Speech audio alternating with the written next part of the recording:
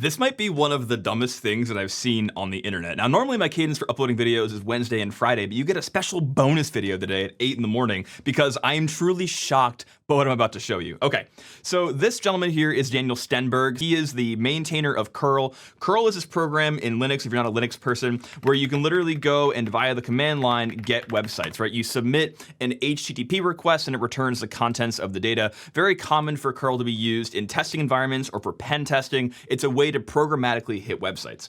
Now, Daniel Stenberg has been an avid hater of AI for good reason. So if you don't know, there's this platform called HackerOne where you can submit vulnerabilities you find in software to the maintainers of that software. And if they find the bug to be true, the one you submitted, they'll give you money, right? It's an easy way for software maintainers to get free bug reports to see if they're real. And if they find a critical bug vulnerability, you as a hacker can get paid. It's a great one-for-one swap. That was true until the era of AI, right? So in the era of AI, Daniel Stenberg has posted many articles about how literally his organization, the curl organization, is being inundated by AI slop vulnerability reports. Yeah, AI slop attacks on the curl projects. I've literally already made a video about his blog post here, but he is getting literally spammed with bug reports in curl that talk about bugs that don't exist. Now, this bug report is hands down one of the silliest, goofiest,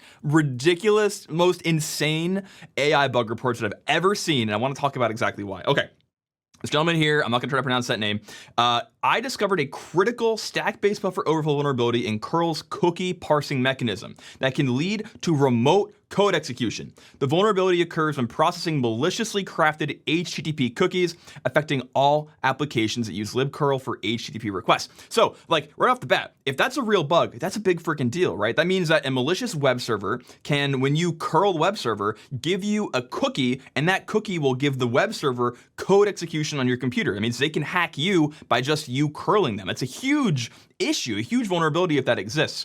And so you'll begin to notice that as we go through this report here, there isn't a lot of detail about exactly what in curl is vulnerable, which, you know, kind of gets to the end of the video. We'll talk about what that means later on, right? So the vulnerability occurs in the cookie parsing functionality where string length calculations exceeded allocated buffer boundaries. Okay, traditional out of bounds write that leads to a buffer overflow, kind of like a 1990s, 2000s bug, especially in a code base that's maintained by someone as smart as Daniel Stenberg. A little skeptical of that, but okay, let's see. So there's a buffer size mismatch where a string for the cookie is called strlen, but you read this many bytes instead of the allocated this many bytes. Okay, so, you know, it's a 1 byte overflow, which actually can be used in the right conditions to exploit the heap, for example. You can't really get code control via the stack with this, but not super important. Okay, so what you will see is this gets very technically correct, right? You're looking at this code and you see AddressSanitizer. So AddressSanitizer, better known as ASAN. Nope, not Autistic Self-Advocacy Network. ASAN is this thing that allows you as a programmer to add it to your code at compile time, and if there is an error where your code goes out of bounds, it writes to a region that it shouldn't write to, it'll crash the program and give you a detailed report of what happens, right? Now, obviously, to do this is a huge performance penalty, right? I think it's like a 50% or like 100% performance hit, but it's not meant for production code, right? It's meant for you to be using this in your testing or in your fuzzing so that when you find these vulnerabilities, you can report them. And so you look at this bug report, you're like, oh wow, the guy used ASAN and he found some bug. But if you begin to look at the stack trace of this, again, in my head, I'm reading this and I'm looking for like, where is the bug in curl? Like, what is the vulnerable function? What did Daniel and his team get wrong, right? So you're reading this and you're like, strlen cookie overflow hunter.c, and they show you the stack frame and the variables that have the vulnerability. So again, I'm not seeing any libcurl activity here. They even give the bash file that they use to compile the code and the ASAN options that enabled ASAN to find this bug. So I'm like, all right, cool, let's keep going, let's find the vulnerability.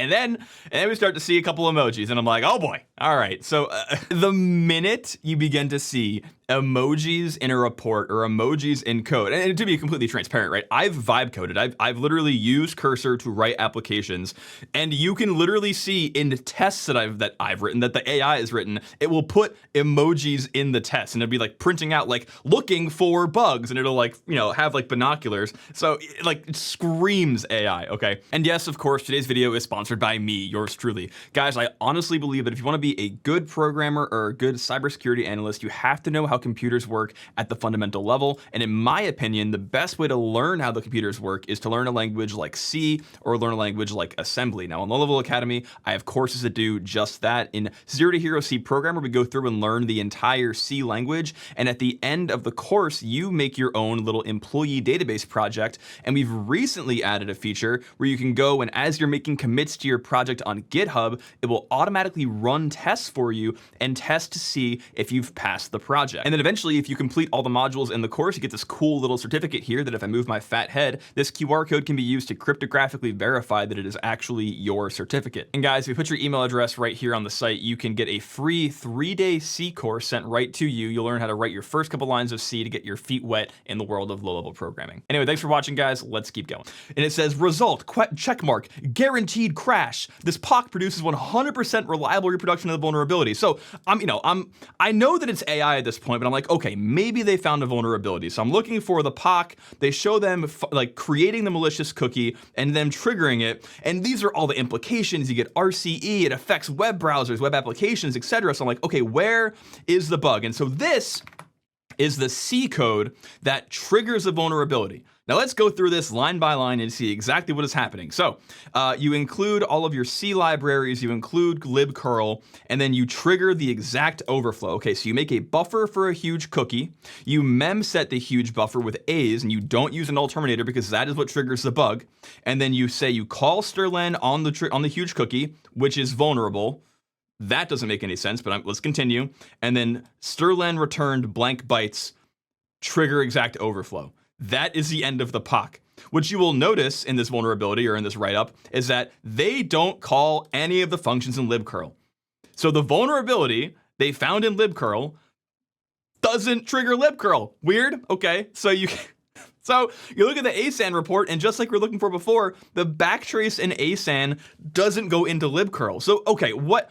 Confirmed. The vulnerability has been successfully reproduced and verified with ASAN on September 14th. 9.8 critical. So this guy not only found a bug that doesn't exist, he had AI give it a CVSS report. Wonderful. Oh, that's a 9.8. Oh, this is great. Yep, okay. Thank you for your report. We will take some time to investigate your reports, get back to you with details in 24 hours. So Daniel, obviously being a good person, right? He's like, hey, thanks for your report. You gave me a 9.8. That's crazy. Okay, we got to solve that problem now. This code does not call curl. Like immediately, what is it? 5 hours ago, so literally within the same, 8:03 and 8:08. So bro looked at it for 5 minutes, like we kind of all just did, and he's like, this code does not call curl. This is not a POC of anything. It's just something you do with AI, and you do not understand what you're doing here. And so he even goes through and reattaches the code, runs exact vulnerability POC with ASAN to trigger a curl parsing Stack Overflow vulnerability. And then so he, thanks for the quick review. You're right. My attached POC does not exercise libcurl and therefore does not demonstrate a curl bug.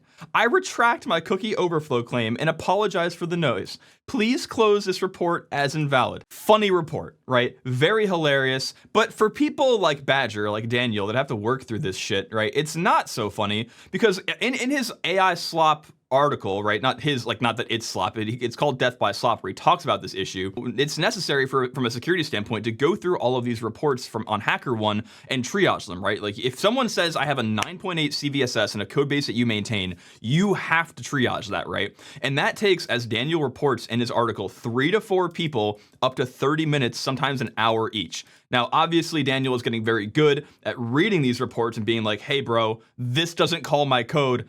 Get the fuck out of here, right? And he did that in 5 minutes. But, in a report that's either more detailed or maybe more realistic, this could occupy some time. So I think my kind of whole summary in the video is go read this report. It's very funny. Also, if you're a bug bounty person or someone wanting to get into bug bounty, for the love of God, don't use AI. Or if you feel the need that you must use AI, read the report, go try to actually trigger the code. And again, I don't know if like they used ASAN on their own POC and like this triggered the bug.